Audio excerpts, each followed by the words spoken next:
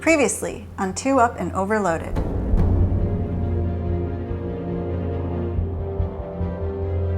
Our Malaysian friend Lee let us ride his Honda RS 150R motorcycle as we journeyed together to a milestone on the island of Borneo known as Kilometre 0. We made it to Kilometre 0! Woohoo!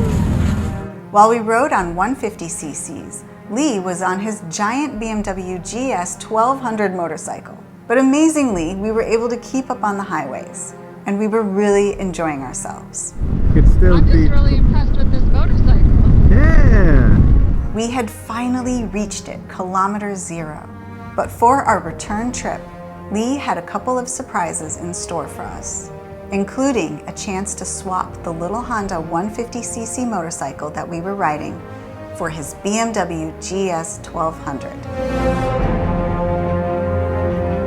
And this is the story of what we concluded in the classic rivalry of David versus Goliath, motorcycle style.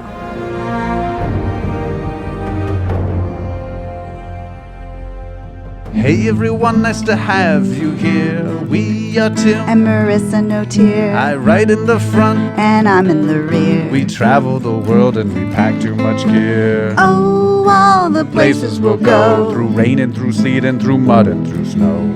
Oh, all the things we'll see. We've been to a country or two. Or 3. Oh, all the fun we've had. You have you along would make us real glad. So give us a like and Hit subscribe to join us along our epic ride.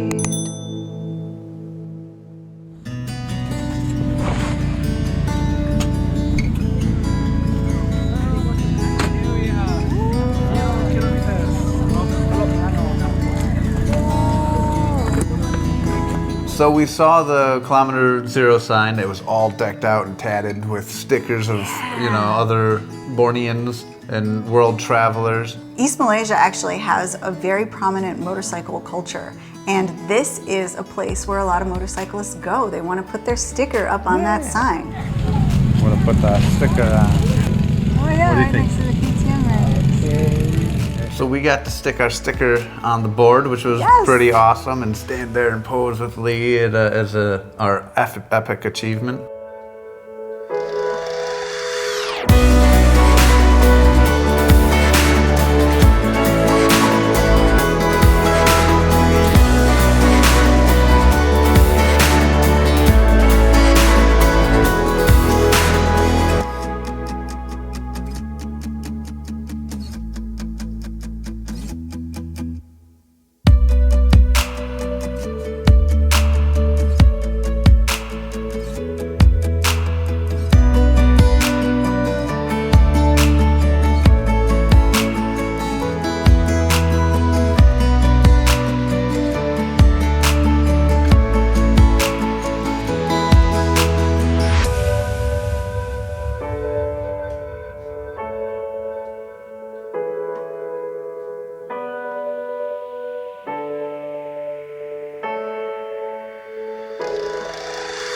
I landed the drone improperly. Crashed the drone.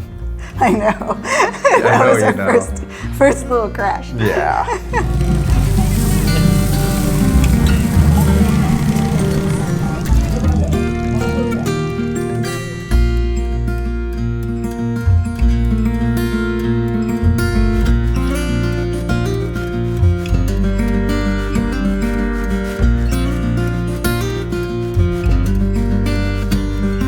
There were a bunch of people on ATVs that they had rented there on the beach. I mean, this was not just like, a sign on the side of the road when the road ended in the cul-de-sac. Yeah. This was a destination that a lot of people went to. They had seafood, they had coconuts, they had all sorts of things that they're selling on the beach. People were hanging out on the beach, and they were renting ATVs. But we still had to get all the way back, and we had a couple more surprises for us. So we got back on the motorcycles and headed back towards Kuching, the long way. Yes. This time we were going to take a different route than we had taken to Kilometre 0, and we were actually going to go through a coastal area with a ferry.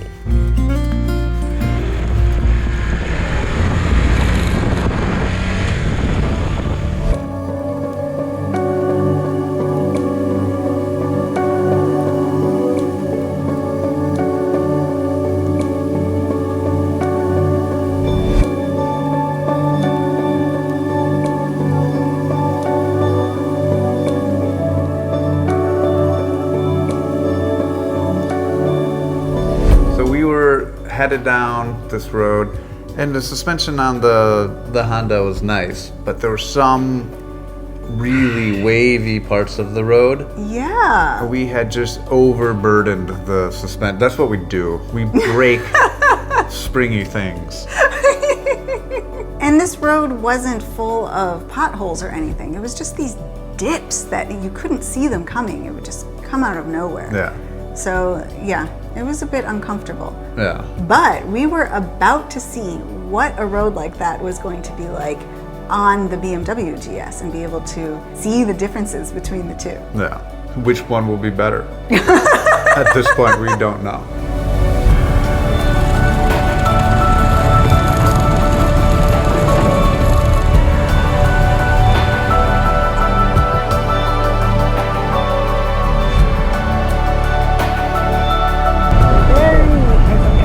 A lot of these roads, they end at rivers and they haven't built bridges over them, so there's like ferry systems. Yes, most of the coastal area of Borneo is full of these river deltas and mangrove forests, and if you look at the map of this region, it's one river after the next. Yeah. And so to be able to connect these coastal towns, besides planes and boats, that's pretty much how they were doing it for a very long time. And then finally they started to build these little roads, but much of it had to be connected by ferries. Crocodiles?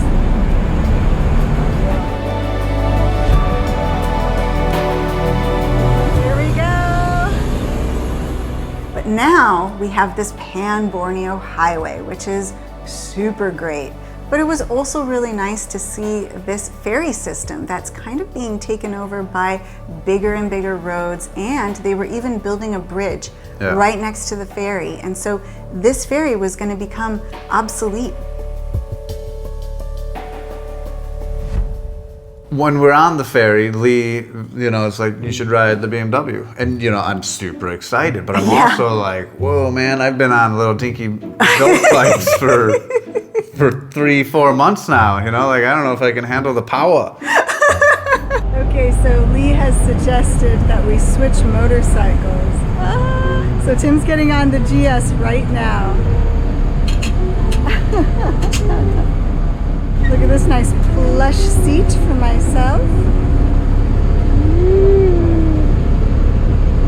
That'll be nice and comfortable. Yeah. But hey, this bike was awesome too.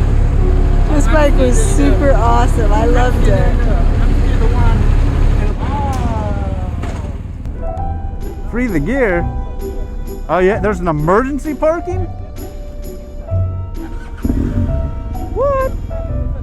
Emergency parking. Wow. And, and we're on a ferry and the motorcycles go up first, and so there's an immediate, quick maneuverability, and we're on, this little dinkety surface. Lots of bumps. Yeah.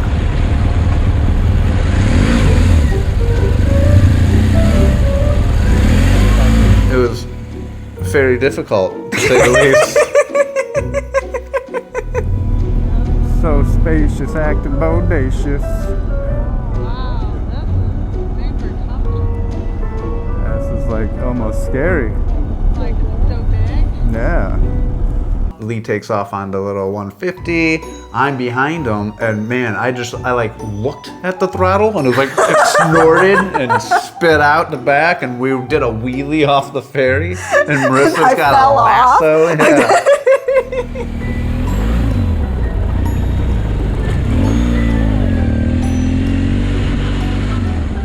There's an e-brake on it, so if you're in first gear, I was like, whoa, wowzers. It's been a while since I've been on a big board engine, but even my KTM is equally as awesome, but this is just, we were off and running, and there was no back case behind. So No, I almost fell off the motorcycle. It was a brief moment of utter terror as I was holding on for dear life, because I'm so used to having either a back bag or I have a sissy bar. The KTM, we have that new dynamic Yes. wrap with the sissy bar, super comfortable. I never have to worry about falling off that motorcycle, but this had nothing behind me, and I did not expect this power to just come out of nowhere. But I stayed on. She did. We went from 0 to light speed in 5 seconds. It was just a really nice day. We were on a really nice bike. We were traveling around a really awesome part of the world. We were on a tour thanks to Lee. Yes. You know, it kind of reminded me when we went on that Kilometre tour through Yellowstone. Michele had set up everything for us. We didn't have to worry about anything. He knew all the beautiful little spots. And it was just a really good, enjoyable experience to be able to be led and enjoy instead of have to freak out about motorcycles and accommodations. And where are we going to eat, and where are we going to stay, and are we going to get lost? Yes. A big shout out to Kilometre. They'll make your adventure touring dreams come true. So check them out at templeofmoto.com. And a huge thanks to Lee as well for being our current tour guide and having shown us some amazing things and trusting me not to ride his BMW off into the river as soon as I got on it. One major difference between small bikes and the big bikes, as we were figuring out, is on the small bikes, you can go in and out of traffic. You're just a little gardener snake amongst Lego blocks, right? But on the BMW, it's colossal. Colossal. Colossal. Good word. Yeah. Also, you had panniers on. That's true, yeah. And I didn't want to mess up this Ferrari of a motorcycle. It wasn't mine. It was still shiny everywhere, you know. I didn't want to drop anything. And we're following Lee, who has now started riding the 150cc motorcycle, the tiny little one. So of course he's able to easily just go through traffic, and for us it was a bit more nerve-wracking. Yeah, but on those long stretches of road where the same wavy parts were, we were just like a 1959 Cadillac DeVille. Cloud 9. I couldn't feel anything. It was amazing. I'm a huge KTM fan, but if Beamer's listening, you know, I guess I'd take one, you know. My email is below. Yeah.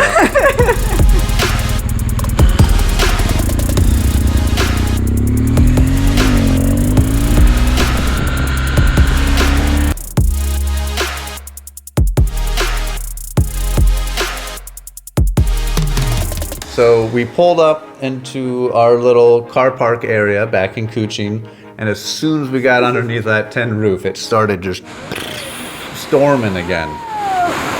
Oh my gosh, it's raining! What good timing, huh? Yeah, the rain just came down out of nowhere. I mean, how lucky was that? For us, not Lee so much. We love you, Lee. We were like, wow, how lucky, we made it back in time. And Lee's like putting on his rain gear, and we're like, oh yeah, you got another half an hour to ride. We had an amazing day going to mile 0 and back with one of our really good friends. And it's just Thank you so much, been Lee. such a magical experience here. Thanks to you, my good friend. Next time, we are going to be picking up the motorcycle that we are renting and taking all throughout the rest of East Malaysia and the country of Brunei. This next journey that we're going to be going on is going to be a month long that we're renting the motorcycle for. It's going to cover vast distances, and we just couldn't have been more excited. Well, this will have to be what it is. My backpack is like against my head. Oh well. But that will all be in the next episode, the beginning of our journey throughout East Malaysia. Here we go. So I hope you liked this. If you did, please give us a big thumbs up and hit the subscribe button below. Ding ding. And we'll be seeing you next time. And if Patreon is your thing, we'd love to have you along for the ride. So you get exclusive updates and early access to our videos before they're published here on YouTube. And you can get a postcard from wherever we are in the world. And most importantly, a warm, fuzzy feeling. Yes. And we're so grateful for everybody who is already a patron. We're so grateful for everybody who follows along here on YouTube. Thank you to everybody out there, and we can't wait to see you in the next episode. See you next time. Peace. And this is the story of what we concluded in the classic rivalry of David versus Goliath, motorcycle style. Should I like throw in a spinny picture of David? Blur out his crotch? I don't think it's that David that they're referring to. Yeah. The Da Vinci guy? The Da Vinci guy, no, that's not David. Okay. David is the Michelangelo statue. That's the... Yeah, I know he looks really big in that statue. How big was Goliath? Wow.